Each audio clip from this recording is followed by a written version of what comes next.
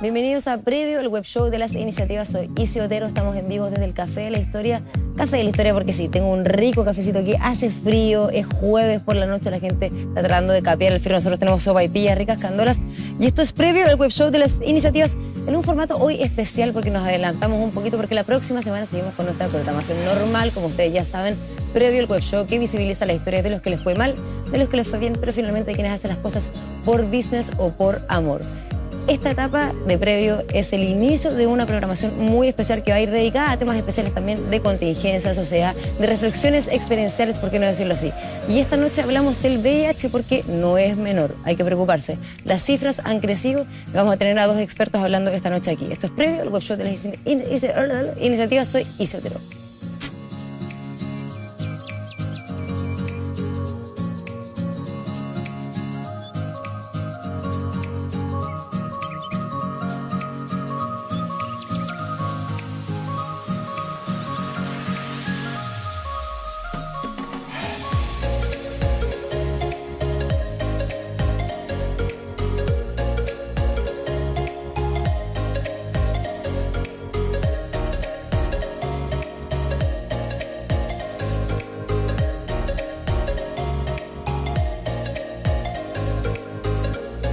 Estamos con Álvaro Yancaqueo Valeri, ¿está bien dicho?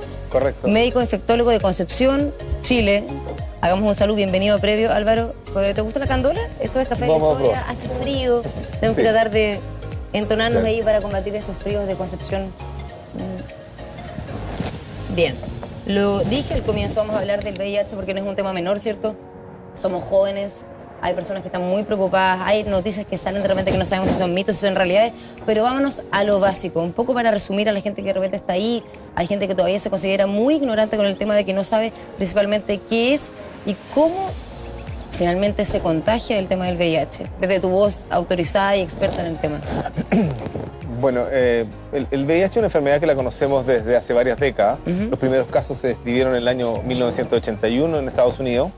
Y después se vio que era una epidemia que estaba globalmente diseminada, con algunas áreas muy complejas a nivel mundial, que eran África, que era el continente más complicado, pero que afectaba todas las capas sociales, afectaba a todas las edades por las formas de presentación, y que teníamos algunos grupos especialmente afectados.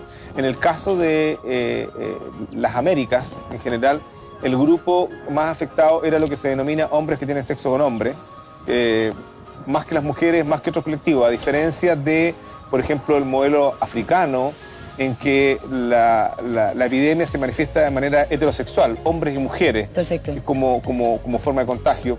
Y en otras áreas de Europa, por ejemplo, el tema de la drogadicción y la transmisión por drogadicción era la forma. Por lo tanto, las formas y los grupos que afectaban eran complejos. También,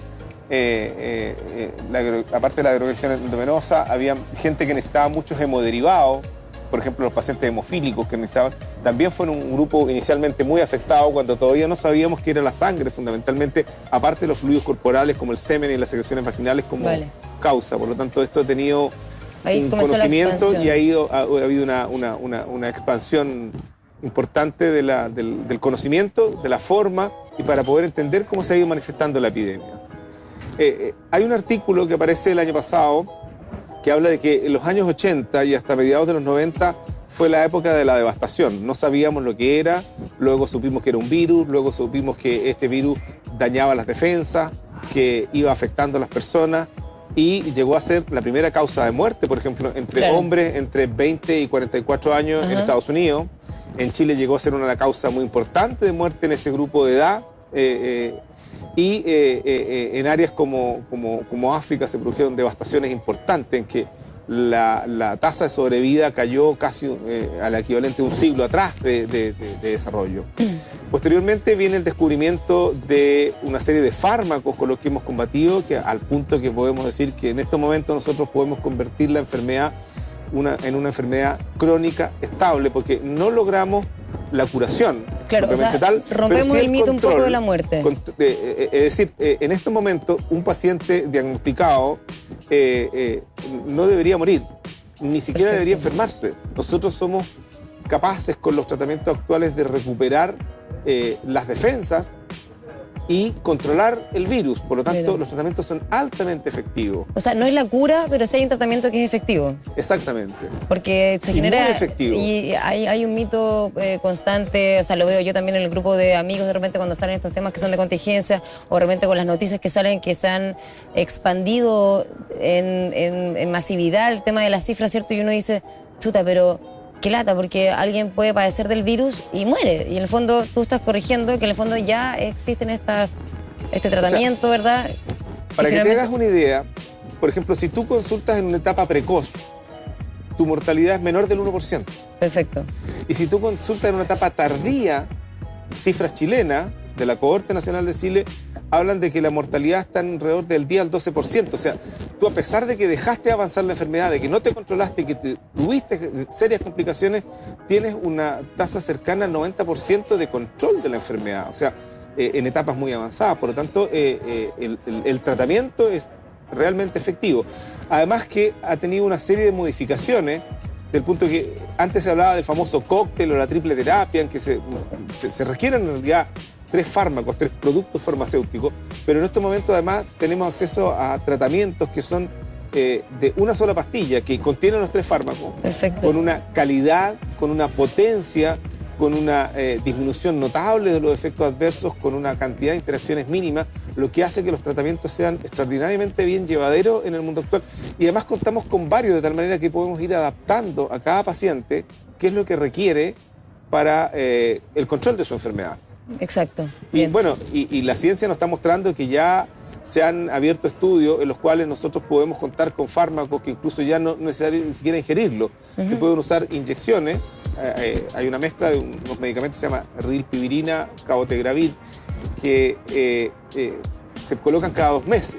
Ahora, eso por supuesto todavía no está disponible, está en estudio, está en publicaciones científicas, se están siguiendo, porque además con los fármacos que ya actualmente tenemos, con la calidad del punto de vista de control del virus, de tolerancia y de seguridad, los nuevos tratamientos van a tener que mostrar niveles muy altos para poder ser desplazados o cambiados. Claro, claro, por supuesto. ¿Qué sucede con el test del VIH? Porque hay personas que dicen, de repente uno va, ¿verdad? Es un examen de sangre notoriamente común, es personal, ¿cierto? Uno va a buscar los exámenes personales, pero hay unas dudas igual que se generan entre las personas que dicen, chuta, es que de repente no sé si hacérmelo 3 meses después de una relación sexual, 6 meses después de una relación. ¿Cómo se mide el tema del tiempo, la evaluación de ese examen?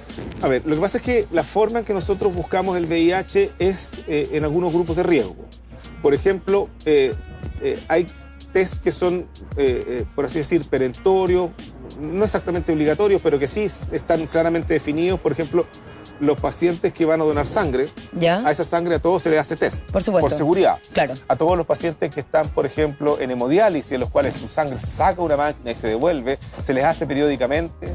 A los pacientes, por ejemplo, que van a ser trasplantados, que van a recibir un órgano, etcétera. Pero con una persona natural, por ejemplo, entonces, voy yo he ido a hacerme el examen igual. Hay una serie de condiciones. Ahora, si alguien quiere hacerse el examen, en estos momentos, primero, los exámenes estamos hablando de 4ª generación hacia arriba, de los que están implementados en la mayoría de los centros que toman el examen en nuestro país, y que miden ya no solo anticuerpos, sino que además son capaces de medir parte del virus, antígeno que decimos nosotros.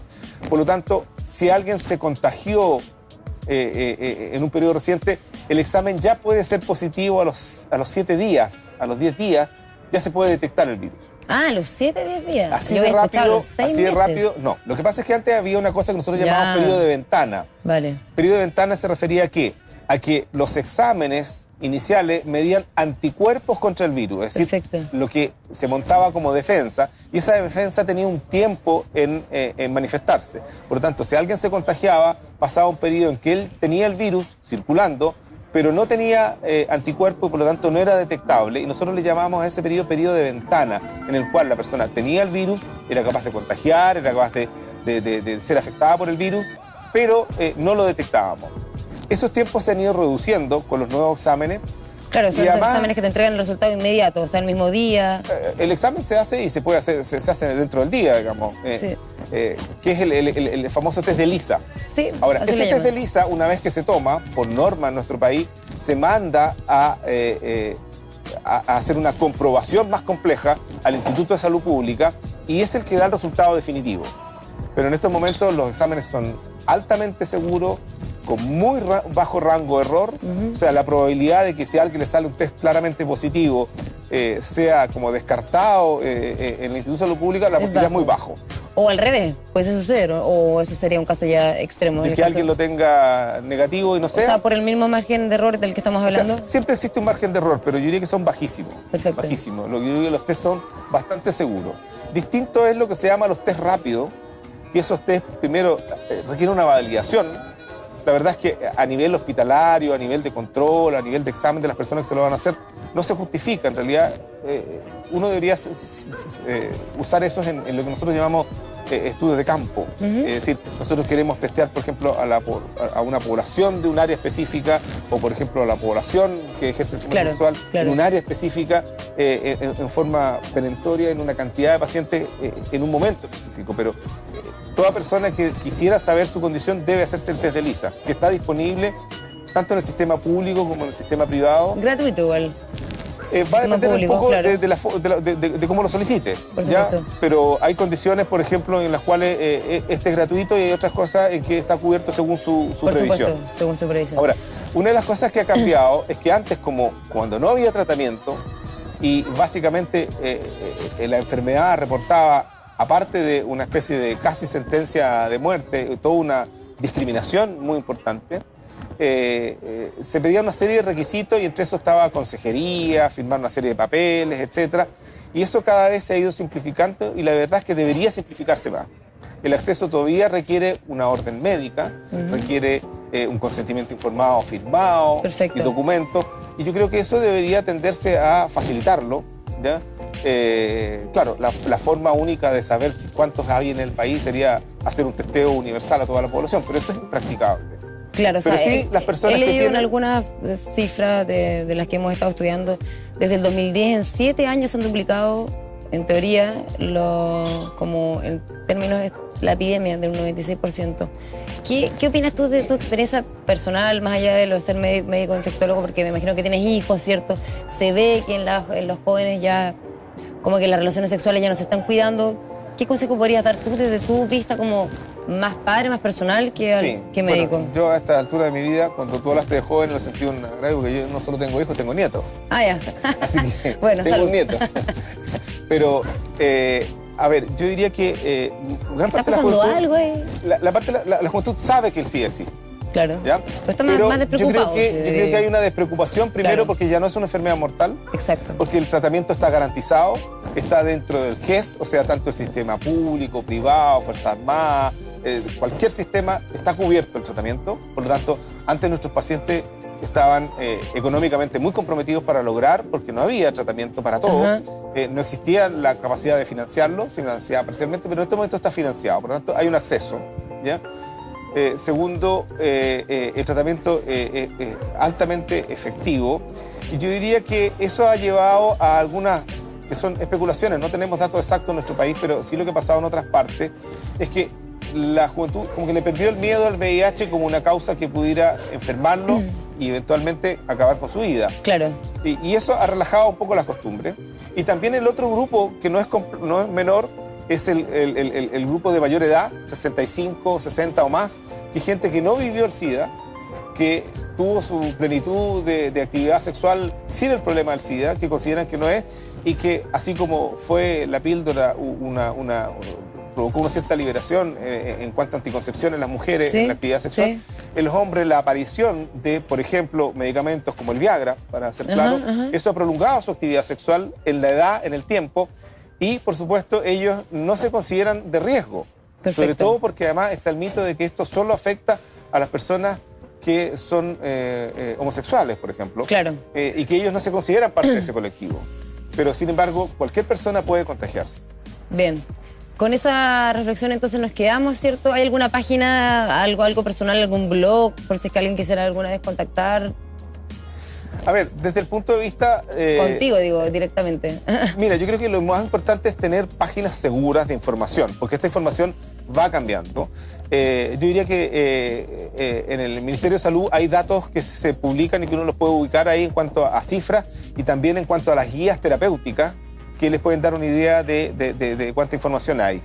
También hay una página que es del Centro de Control de Enfermedades de Atlanta, que es el cdc.gov, como gobierno, pero con B corta, de government, ¿ya? Y que está traducida al castellano y que uno puede obtener mucha información, incluso información sobre esto nuevo que está apareciendo, que es la PrEP, que es la profilaxis preexposición, y la PEP, que es la profilaxis postexposición, que antes nosotros solo lo usábamos en los accidentes laborales que ocurrían con el equipo de salud, cuando tenía, ¿cierto?, la posibilidad de riesgo de algún accidente cortopunzante con material contaminado de pacientes, pero en estos momentos las personas que no tienen este riesgo laboral, sino que en la vida rutinaria, en su actividad sexual normal, existen estas formas de prevención que tienen sus bemoles, que tienen que ser controladas, pero que ya son una realidad en muchas partes. Por supuesto. Bien, pues, fuerte el aplauso entonces para Álvaro Giancarlo Valeri, médico infectólogo de Concepción, que estuvo aquí en Previo. Agradecerte, muchas gracias por tu tiempo, muchas gracias por haber venido y haber esclarecido muchos temas de gente que me imagino que está detrás ahí, que también tiene muchas inquietudes y que lo preguntamos desde lo más directo y espontáneo que hay, porque eso es lo que hacemos nosotros aquí en este web show. Agradecerte nuevamente, nos vamos a un breve stop, pausa ahí online, porque ya viene Fundación Iguales, ¿eh? Vamos a conversar con Paz Saavedra.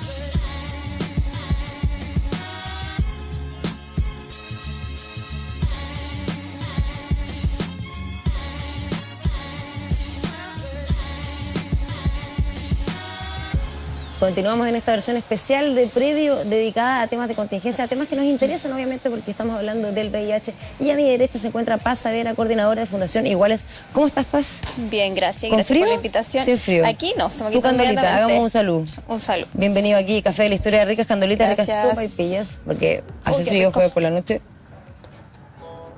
Paz, bienvenida a Previo. Gracias. Gusto tenerte aquí. Es muy interesante saber distintas opiniones, distintos objetivos que tienen. Estuvimos conversando, ya viste, con Álvaro Yancaqueo, médico infectólogo, y ahora vamos a hablar contigo porque ustedes se relacionan bastante, la fundación en sí, con trabajar con personas que padecen del VIH, ¿cierto?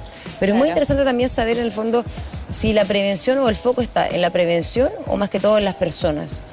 A ver, nosotros en realidad como fundación, obviamente tenemos una mirada sumamente distinta a lo que es la mirada institucional. Me imagino. Nosotros tenemos la mirada desde la persona que vive con VIH, en definitiva.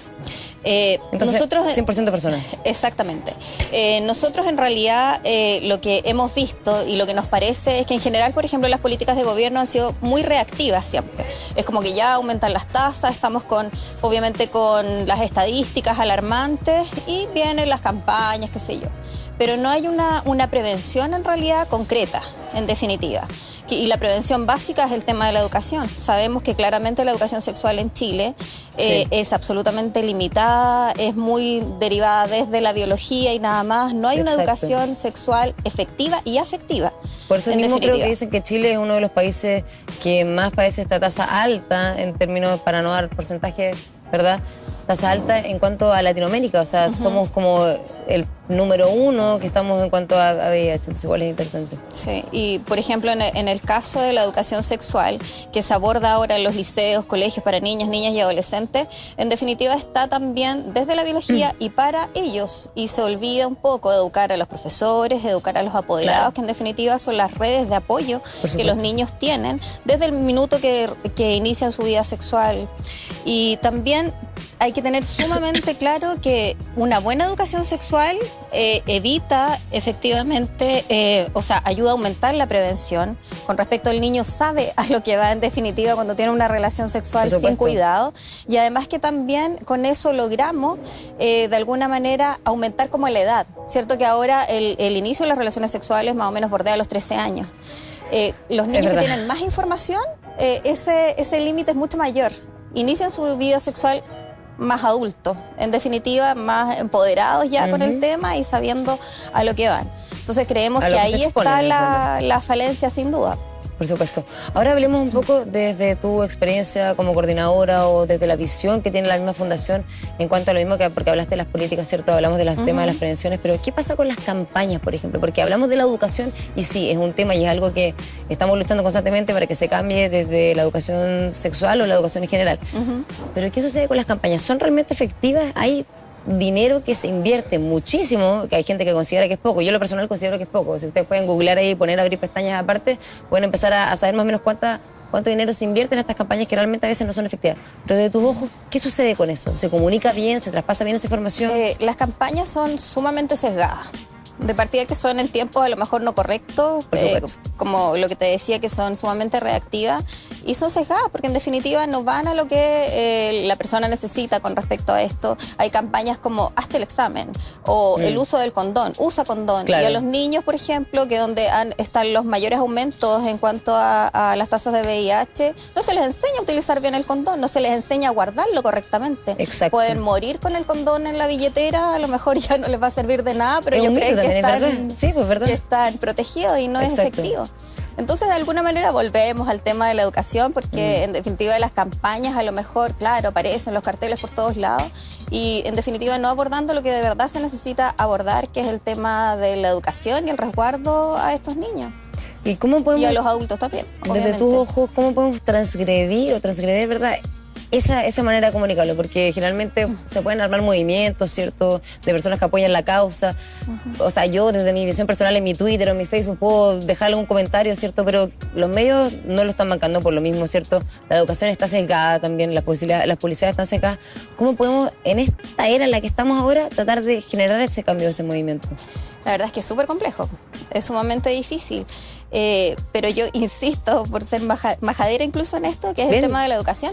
Y lo que pasa que yo entiendo que a lo mejor están las políticas no bien destinadas tal vez, o a lo mejor hay falta de recursos, pero la falta de recursos, en el caso de que haya falta de recursos, de alguna manera es una justificación un poco tonta.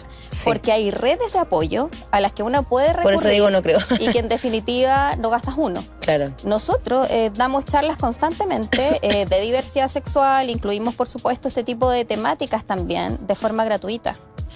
Entonces, un colegio que de verdad tenga la intención de que sus niños se instruyan más, pueden perfectamente recurrir a nosotros y hay miles de otras agrupaciones que pueden ser un aporte en este tema. Claro.